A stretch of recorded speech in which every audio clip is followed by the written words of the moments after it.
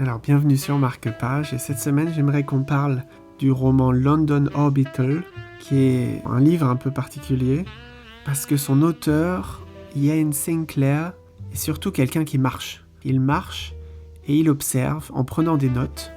Autour de Londres, il marche le long de cette autoroute périphérique qui s'appelle la M25, et en faisant le tour de la ville, il voit des sites de construction, l'aéroport, des terrains de golf, des parkings immenses, des parcs abandonnés.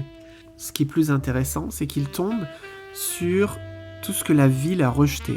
Donc on trouve des sans-abri, on trouve même des cadavres, on trouve une décharge à ciel ouvert, des hôpitaux psychiatriques. Il parle aussi de toutes sortes de déviances sexuelles qu'on voit dans ces lointaines banlieues. Il rencontre un certain nombre d'artistes ou d'écrivains, soi-disant par hasard. Donc par exemple Ballard qui est là. Et sa façon d'écrire son livre comme un parcours et comme un accident qui est en train de s'écrire au fur et à mesure, ça fait penser aussi aux livres érudits de l'allemand Sebald, qui partent souvent d'une balade, d'une marche un peu incertaine et qui en fait arrivent à nous raconter beaucoup plus.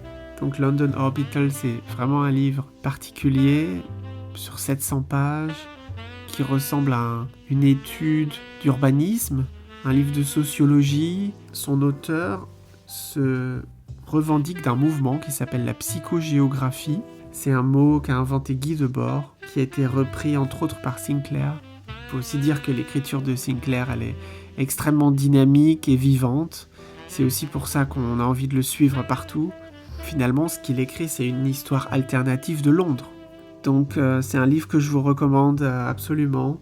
Voilà mon coup de cœur de la semaine.